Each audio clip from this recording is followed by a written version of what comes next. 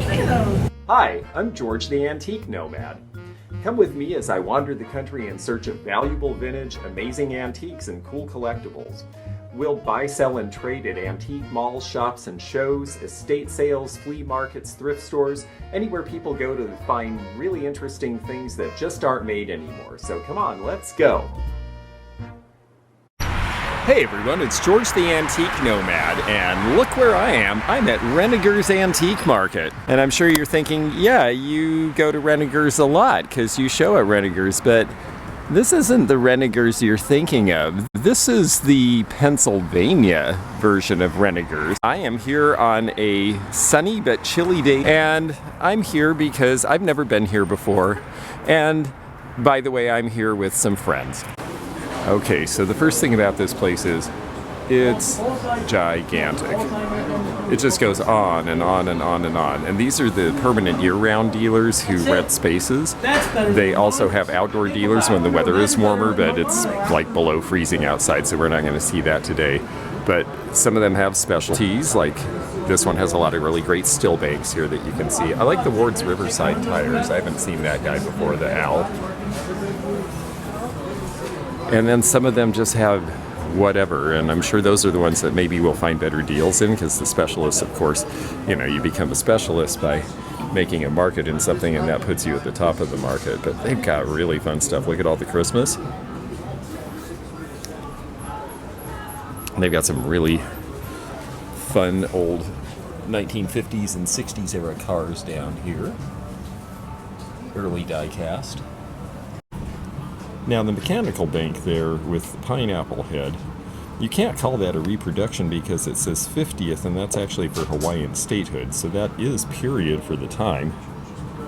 They've also got the rocket, and the rocket bank, the important thing is it's got the little needle there.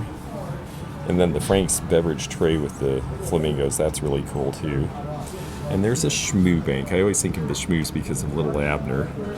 And since I spent part of my time in Kentucky, the Italian hot air balloon got Jocelyn's attention. And the Millefiori vase with the prisms. That's nice with the lusters.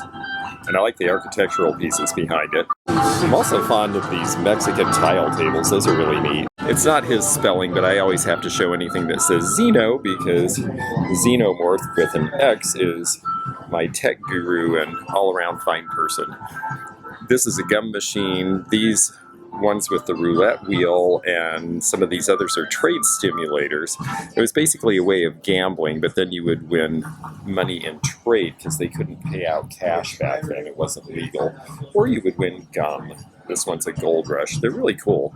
They generally sell for a few to several $100s. This guy's got a lot of old coin-op actually, and the old school sign's really neat.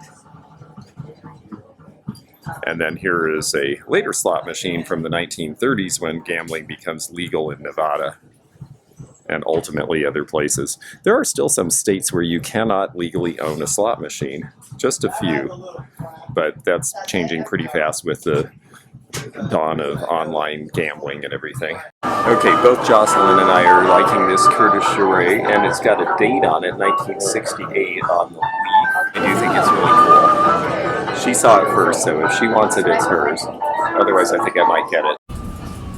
Here's a bunch of glass that probably will glow under a black light. We know the Depression will, we know the Fenton will, and then this is a big Fenton swung piece down here.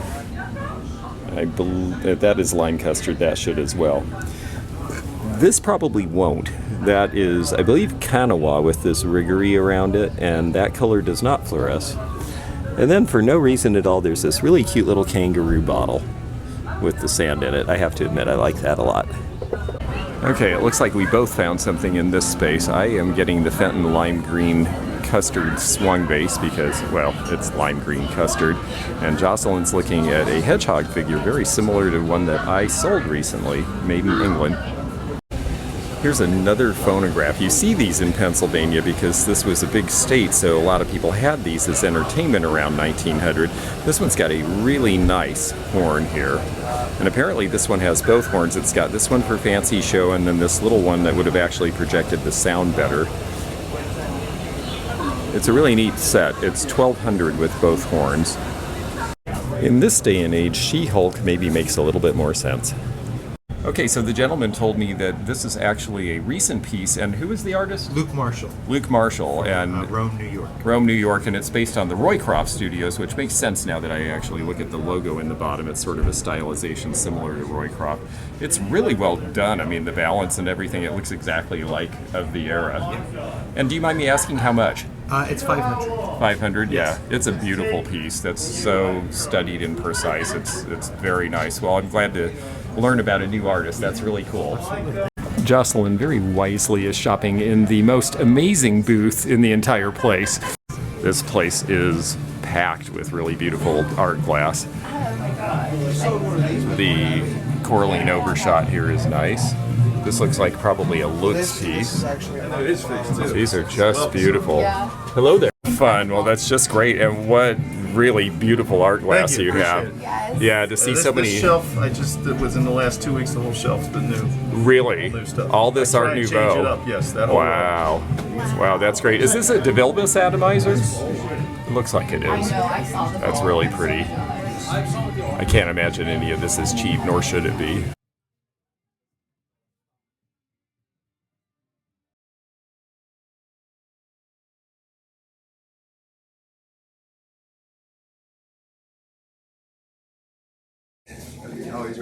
The Art Nouveau inkwell is a really neat piece. There's just some really beautiful stuff in here. I don't even really know where to start.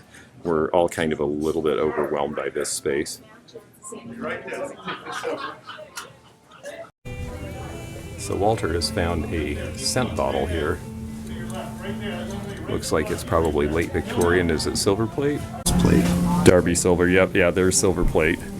It's nice though. I don't know, I just thought it was cool. Yeah, that's interesting. You would have hung off of a chain. It's the only unglass thing in here, so. That was before people knew how to bathe. Yes, well, or they had to have smelling salts because they had corsets on and then they'd pass out all the time. That's a really beautiful piece. Yeah, $250. $250, yeah. I mean, I know that's a collector price, but that's really fair for what it is. I mean, look how beautiful it is. Yeah. They're amazing. This guy just has great stuff. Oh yeah, I'm so overwhelmed right now. This is a really nice Royal Worcester piece here. Going to take it out very gently. Look at the winged figure on the handle. Just really incredible. There's your Royal Worcester mark. And it was made for Bailey, Banks and Biddle in Philadelphia, so it's got a second stamp. That's interesting.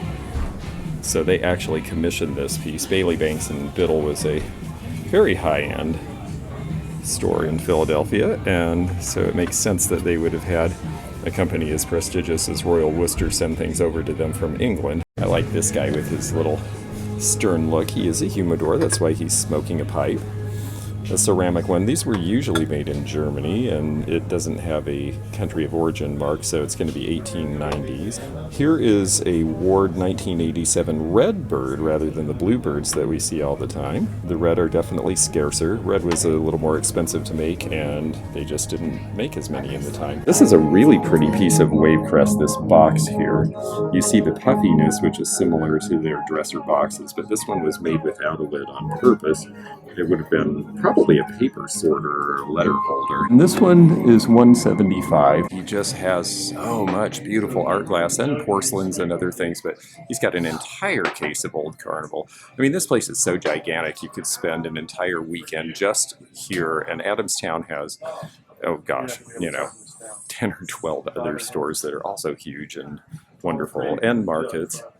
This is Blanco here, the jonquil color. I'm going to show this guy's card because he is really an amazing antique dealer with incredible stuff. He said this is his retirement. My friend's right next door too. He talks about you all the time. His name's Rob too. Okay? He's into that mid-century modern stuff, Tupperware. He loves this. The Van Briggle Indian Maidens, one with the baby, one is the pot maker, and one is rolling the corn. Nice trio there. This is a pre-Prohibition whiskey bottle, and when you get into pre-Prohibition, sometimes these can be pretty desirable, and it's nice that it's got the label. Labels were usually washed off of these, and especially if it was a bottle dig, they've rotted away, so to have all of the paper labels on this and it was issued by a pharmacy. Whiskey is actually medicinal. In the old days, it was used for a lot of things in medical realm. And you can see here that the mold line stops below the collar. So this is pre-1907. $125 is a fair price for it because of what it is. Since I know we have Carnival glass fans, I'm just going to scan this case. There's so many different old-time patterns here, and some of them I can identify on site, and some of them I would have to look in a book, so I'm just going to let you enjoy them. And if you see something you really like, send me a comment. That one is lion, obviously. There's Persian medallion.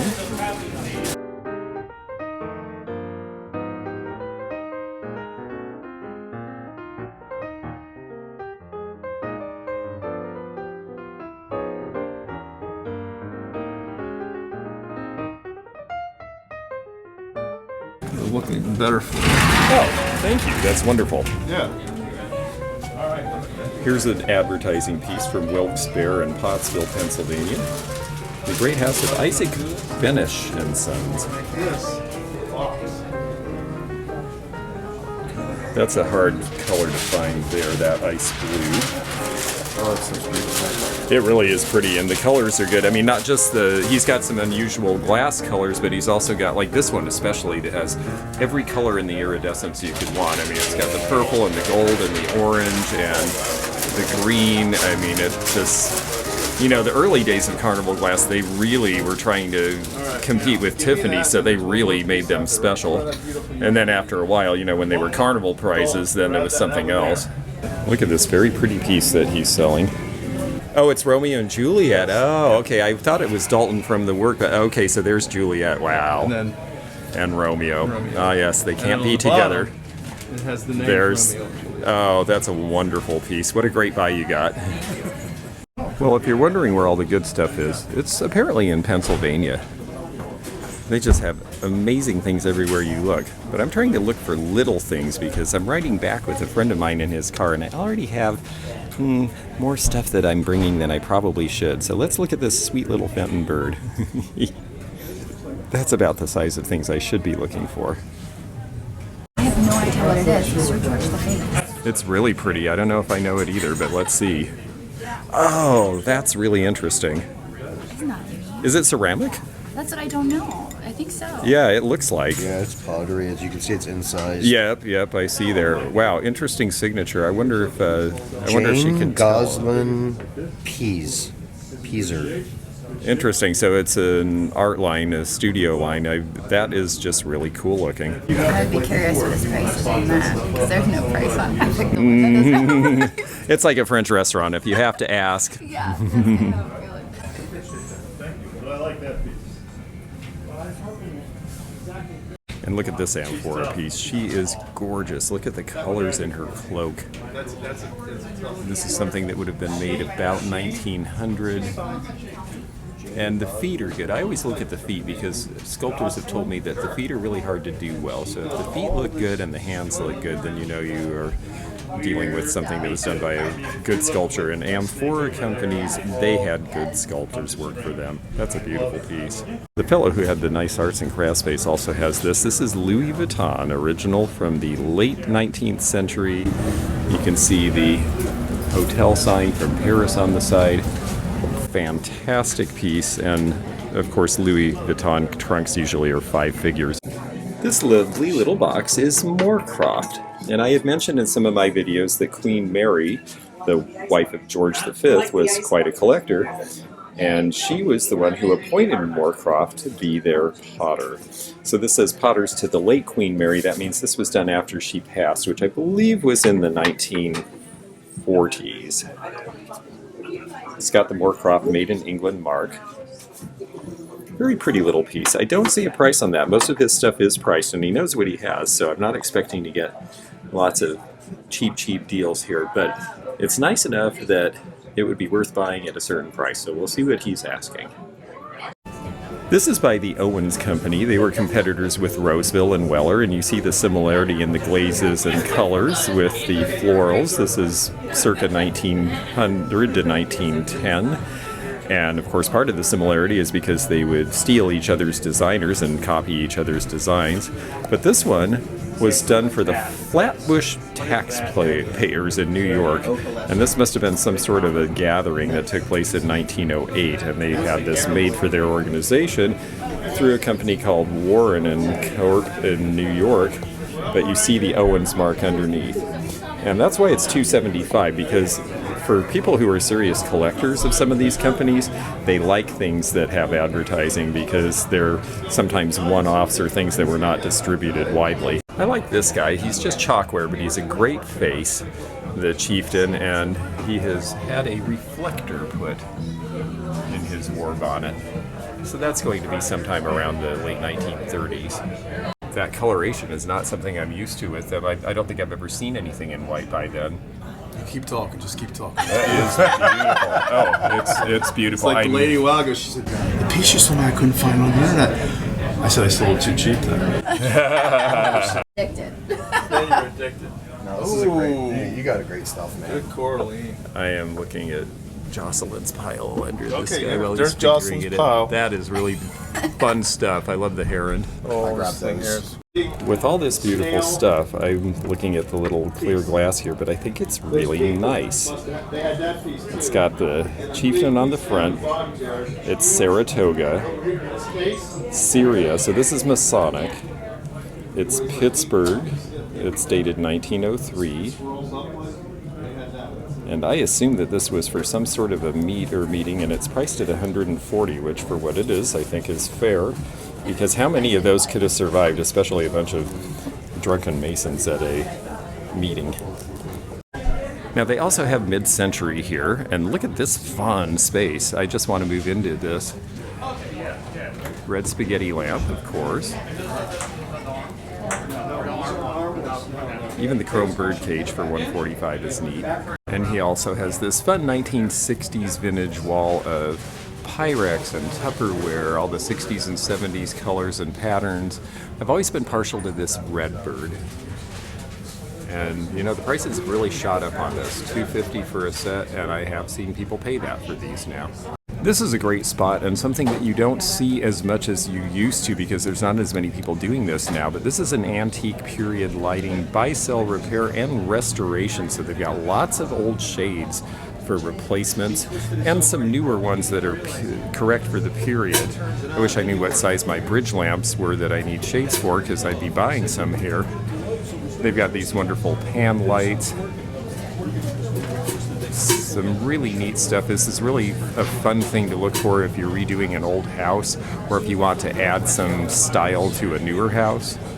Old lighting can really make a big statement in a small space. And they do small repairs while you wait. And then in the antique lighting space, suddenly there's a little bit of jewelry, so I'm going to look because you know how I am about looking for things that don't really belong in a space, and this certainly is not a jewelry space. They have some thermoset that looks like it's older, probably by Coro, like this piece, but unless they're really good colors, I don't do that well with the thermoset, so don't think I see anything for me here. Lots of pin bags, including political.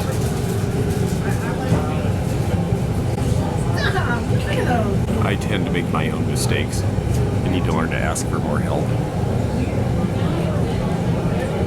Reagan's inauguration day. That is nice with the ribbon, and Reagan is not as easy to find as some of the other presidents. Here's McGovern, who lost the 1972 election in a landslide to Richard Nixon because he promised to declare peace with Vietnam. And also in part because his running mate, Eagleton, was found to have gone to a psychiatrist, and that was still a controversial idea back then. Since we're in Pennsylvania, you see a lot of these here. I don't see as many of them where I go, and the condition seems really good on this. It's Latrobe Brewing, and it's Rolling Rock, which was not a national brand, but became one later. I'm pretty tempted by this because it's very clean, and where I sell, I think there's more room in it. Okay, everything is working on that. Well, I'm going back to find Jocelyn and Drew because I went wandering while they were transfixed by all of that beautiful art glass and porcelain in the other space. So while I'm doing that, I just want to tell you thank you so much for viewing. Please like and comment on this video. Please also check out the other things that we do. We have memberships, we can do appraisal work, we have lots of ways that you can participate and enjoy and involve yourself with our channel. So please check that out, and we will now carry on if we can find them. I wanted to show some of this goofus glass because I hear people say, oh, it's ugly, but that's because paint falls off of the back because it wasn't sealed on the back. When you see it in really good shape, it's actually quite lovely, and it was trying very hard to look really elegant at the time. And they have some interesting pieces here, a couple of child-related ones as well as the cherubs here. And then Drew pointed out this bride's basket shaped like a heart. That's very unusual. It's got both painting and a transfer screen print in the bottom, and that's going to date right around 1900. Oh, look at the fish in the bottom of that. That's really neat. So it's fused glass. It looks Murano, actually. Oh, that's really neat. Surprised there's no markings. Yeah, I am too, because that actually seems like something you would take credit for if you were an artist, right? Huh. Reminds me of the vase I have in my office. And then I like this Merida's Diamond Club whiskey. Now this is one of the jugs that you see more frequently, but it is pre-prohibition. And it says expressly for medicinal use because, of course, they're worried about prohibition coming and they want to make sure that they have a place in the marketplace. I like showing these because this is another Phoenix consolidated glass mold. Now this may have been made by Sinclair because it's got more of a clear cover over the opaque color underneath. But it's a wonderful Georgian lovebirds vase. This mold originally started in the 1920s, and because this mold got around to a few different companies, you will see pieces made Jocelyn, make sure you get over there to see Rob. the 1990s by Pilgrim Glass. The limitations of not being able to import ceramics from Germany and Japan during the war years led to a lot of small companies doing pottery throughout the United States. This one is one called Hall Fields. I have never seen this mark before, but it's got a 1952 copyright date, and the white clay makes me think that is a California pottery company, probably one of the small home-based studios that operated at that time. Next to it is a neat piece from Reims, made out of an old shell casing, so this is actually considered trench art. And it's priced at $50, which is a decent price for what it is. I like these camel bookends, $85. They're nice and heavy. They don't have a maker's mark that I see, but they do date sometime during the 1920s when Egyptological designs became very popular because of the discovery of King Tut's tomb in 1923. The Blanco Ewer here, I've always been partial to these. They have $80. That seems to be about the going rate now. This Viking bowl is Vaseline glass. It practically glows without a black light. They didn't do the Vaseline very long. This was late in their production, late 1970s. It's a substantial size. I wonder what their price is. Here is Busch Gardens out of Tampa.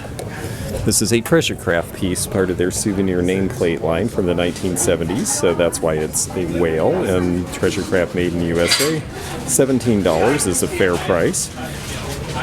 I used to get these really cheaply, and well, then I wrote a book, so what do you expect? Custard glass? I bet that glows. In all likelihood it does, although some of the early custard has very, very little, like it'll almost barely glow. It really depends on the maker, and I'm not sure who made that set, but it is really neat.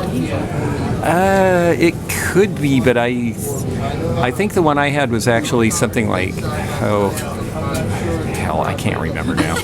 It's so Put bad. you on the spot. I know. No. I should be able to remember. I just sold. Oh no, I had a Heisey one, and the Heisey had very little. Oh, okay. Very little.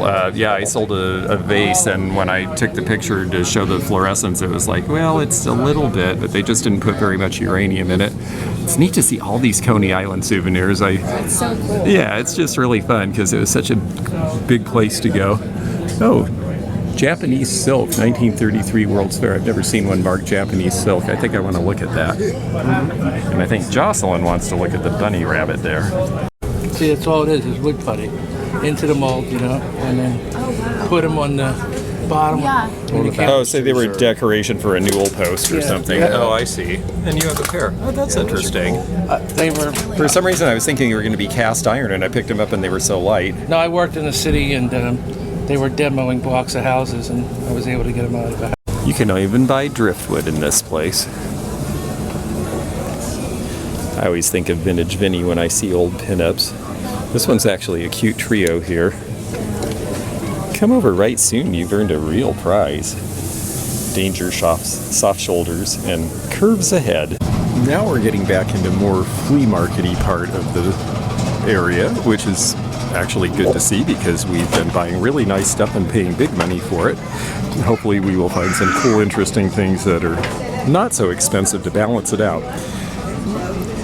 These old compendiums, History of the World War, Sir William Johnson papers, the Waverley novels, it doesn't even matter whether you know or appreciate the literature. These are collectible just because people want to line bookshelves with interesting groups of books, and they like these sets now.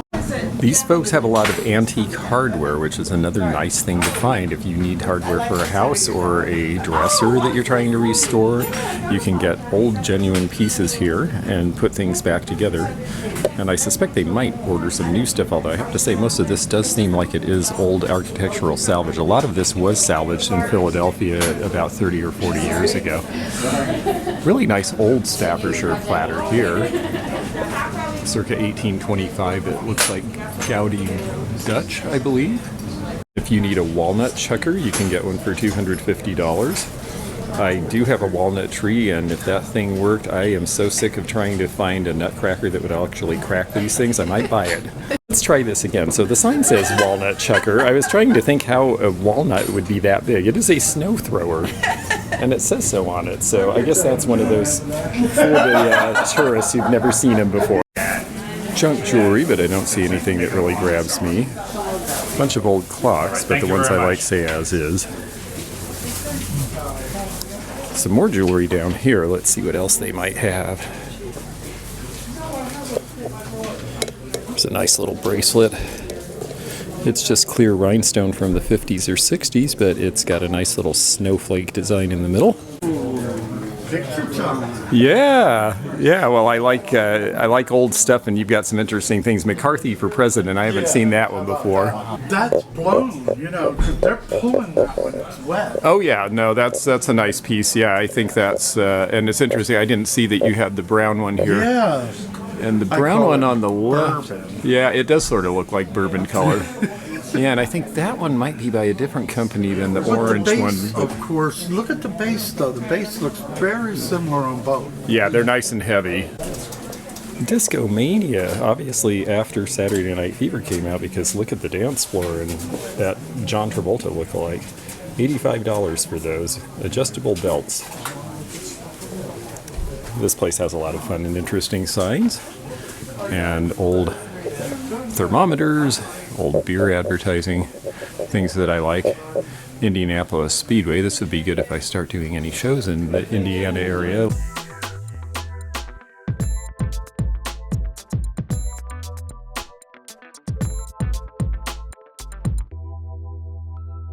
Reading beer, a lot of local brands here, and I like this Buckeye with the motion lamp that changes color. And then some very nice old trays, including this Vienna art. So this must have one of the beer advertisements in it to be in this space. And there it is, Anheuser-Busch.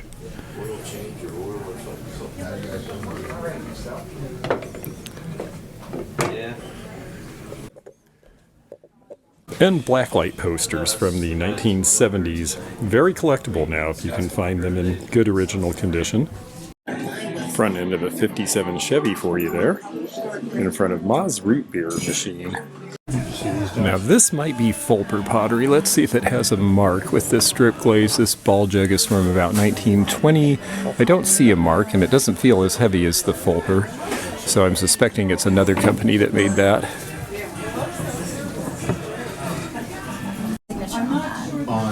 Then maybe it's only on the other one. Okay. And that signature, did you look for it? You'll find it. I saw Sweden. I don't have my glasses on, so I'm pretty much. If you take the picture, signature, found it. on that fairly Nice expensive Namaji website. piece from Pikes Peak. That I've been to. Interesting that it's got the back stamp of the souvenir place. Pottery, I think, $400. This is Stangl. So that's why I think They did it in gold and silver. This is colonial silver. Will not tarnish. Early 1960s. And how much is Disco Dawn, and what did that come from? Oh, you're welcome. Disco Dawn. You're welcome. I appreciate you. I actually bought these the other morning from a dealer outside. Uh-huh. I bought over $400 worth of stuff from him, including that, which I almost sold just now. Yeah, and I saw the salads. Was that another one of That's that? really neat. Yeah, that's neat Are too. you interested in buying them? I am actually. Well,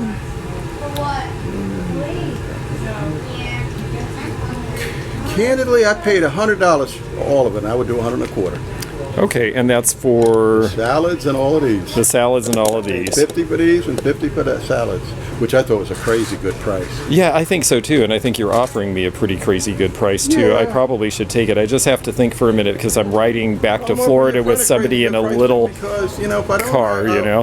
I brought in about $1,800 today, but I'm going to tell you. Oh, good. Last night and today, I spent $2,000. Right, that's the way we do, right? Exactly. Yeah, it's all just flow. Well, I like letters. I mean, but it's a great price for them. I'm just thinking my friend might have a cow if I bring a huge stack of letters and 3 boxes and a piece of luggage. Salads, yeah. We're looking at little bowls or something. Oh no, no, Little bowls out. no little bowls. It's Salad actually, yeah, It's salads. it's salads. Yes, delicious. I'm sure that they're wonderful. He's got some fun stuff in here, though. And I like that he's personable. That's always fun. On the other hand, maybe I could get away with putting this in the car. This would be a very good Florida piece because it's rattan. It needs a shade, and shades cost some money, but you know, I might be smarter to get that. This is a really pretty piece too. This is Lenox Lido. And this is from about 1970. They did pepper mills in these and a lot of other accessory pieces. There's the mark, and there is the Lido bowl mark on it. It did have a 24 karat gold rim, and collectors don't mind that on these pieces because they're special serving pieces. A lot of people leave these out for show, so they're not so worried about having the gold rim. It's not like dinnerware on a table where they have to wash it all the time. I figured I'd take your money and run. My sister would love this booth because everything is purple, purple, purple. And look at those 2 French velvet chairs that are from the 1960s. Really cool shape, priced at $675. A lot of nice early country furniture from Pennsylvania in this booth. Johnny Carson. Now, younger people don't know who he was, but when The Tonight Show was the late night show, he was a star maker. The calabash are this shape here, yes? Yes. Very cool. And these are going to date to what, 1860s, 70s? They could be. They're all 19th century ones. Yeah. Nice glass. Very nice to see. I've only had a few of those in my time. I like the cornucopias too. Which ones are that? The cornucopia flasks. Oh, I see here, yes, with the cornucopia embossed One in of them is it. 150 and the other one's 1.25. Okay. Neat stuff. Thank you. And the patriotic one is nice Yeah. too, with that twist top. Yeah. Oh boy, I wish I'd seen this. It's only $20. It's where you put the foam scrapers, and it's Knickerbocker beer, but I don't think this person is here, and I don't know who I would give the money, so I guess I have to leave it. This guy makes all sorts of really cool industrial lighting out of old stuff. This is the other aisle that we didn't really even spend much time on, so definitely going to have to come back here. There is a ton of stuff here. Here's a lot of nice old furniture, old country trunks, but one thing I wanted to show in here that I thought was fun, besides this really great owl with the glass eyes that was done as some sort of a decoy, is this piece over here, because this is another DeGroot, but this is a covered bridge. This would have been done by Austin Products. They have this priced at $125, which is about what they're selling for now, and you will see these out in the wild because they only were made in the late 70s. They even have vintage bikes and motorcycles here, a couple of Triumphs in really nice shape, And look at the J.C. Higgins bikes. Those are really cool. That was Sears brand back in the 1930s, 40s, and early 50s. And look at the cool midget racers. Tony did Chero. These are really great. Looks like 1960s. This is something I would not expect to usually see in an antique center, so this is really fun. This place just has some really great stuff. Lots of screen print glasses from the 40s and 50s in here. Well, this little guy is an interesting piece of taxidermy, $225. And the wild boar as well. This fellow actually has a lot of really nice Victorian mahogany pieces. A lot are European, a few are American. And a great ship's model in the back. Look at that. That is just fantastic.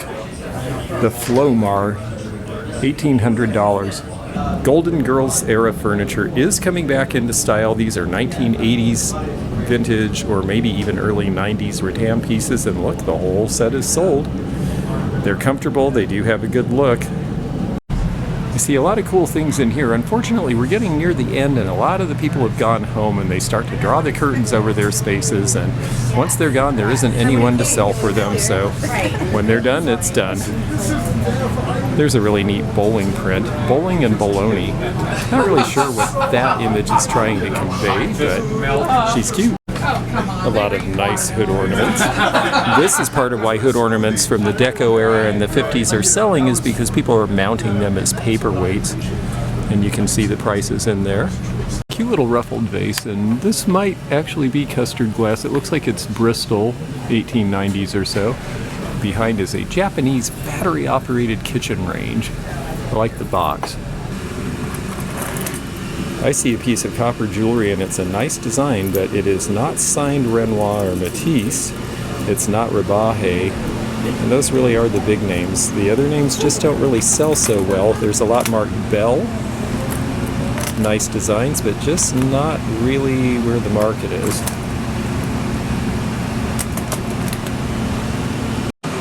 Goggles sell well, and these little blue ones would have been for some industrial use, but they're just a great color. Now you would need some sort of a thing to attach them so you could wear them. Now this is a great Fenton Dragon and Lotus piece, but look how the carnival has worn, the iridescence is worn off of it. It's unfortunate, somebody probably used ammonia cleanser or scrubbed the middle, and because of that, it's kind of ruined. But those kind of mistakes are why there's fewer of them and why they're collectible now as well. Wonderful poster you have here. Yeah. 33. Tour of the world for the Graf Zeppelin and Admiral Byrd. And it's French. I didn't realize Vidal was sold. Oh, this is probably Quebec? No, it says Vincent. It's France. No, this Vidal became international in the 30s. And the funny thing about this one, it almost has all the elements you need for a successful advertising thing. You have your product circling the plot. Yes. Which is amazing.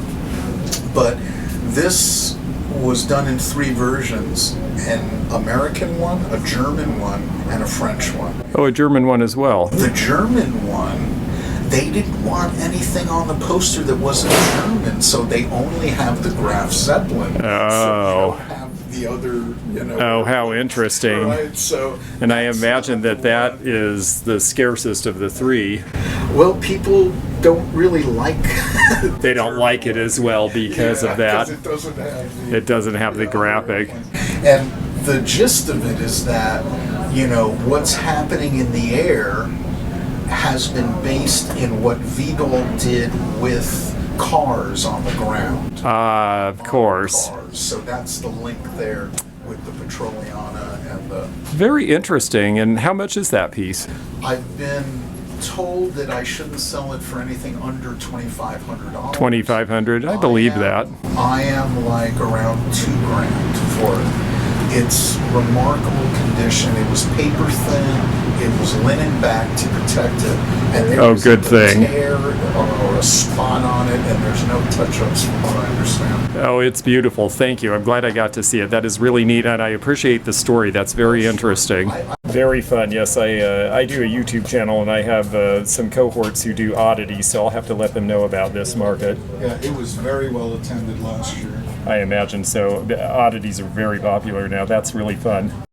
I'm partial to these Weller lines. The Florala is nice with the flowers there, but I really like these cameo pieces, particularly this one here. Definitely a nice Art Nouveau style. This one, the detail is not quite as good, but this console set here is really impressive with the big bowl and the candlesticks. Here's another piece from that same era. Weller did a lot of interesting arts and crafts designs after they got out of the painted floral phase of arts and crafts. They did these. I'm going to show you all this carnival glass and let you guess which color of glass is the scarcest in carnival, and I think you'll figure it out once you see the whole case.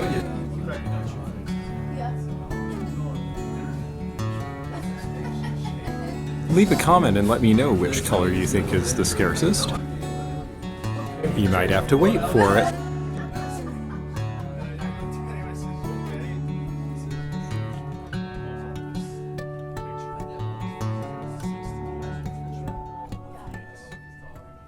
I like them when they're clean. Yes. They do a nice job on their glass. And Imperial did the freehand with the metallic interior Yes. when? Like Like 1920? 15 to 20. 15 to 20, somewhere in Sometimes there. a little earlier. Yeah. They're really neat, and you're absolutely right. They're almost always Like scratched. the lead luster over here is the same. See the lead luster on this one? Oh, that's this one, nice. see? This one's really nice here. Oh, yes, I always love the blue. This is a real nice shape on this one too. Yeah, that really is Really graceful. cool. Yes. How cool. And yeah, just the colors in it. It's just beautiful. Well, this is such an amazing spot, and it's just been a really, really fun day shopping. And to see some of these pieces that I haven't seen in decades has been a truly amazing experience. I believe that Jocelyn and Drew spent, well, several $1,000s because there was just so much great stuff, and I don't blame them. I was a little more restrained because I have to fit it all in a small box to go back to Florida with me, but I had fun too and bought a lot of cool stuff. And the folks here are very nice. I highly recommend Renninger's North, just like I do Renninger's in Florida. After seeing it, I will definitely come back. So this is George the Antique Nomad. Please catch me at the social media links in the description, and we will see you soon somewhere in the world of antique and vintage adventure. So bye for now. Thanks for joining me again in the fun and fascinating antique community, here where online meets the real world. Please click the subscribe button below, click the bell to be notified when new videos upload, leave a comment below, and hit thumbs up to like this video. Links to our online social media and our items for sale are in the description. This is George at the Antique Nomad. Bye for now.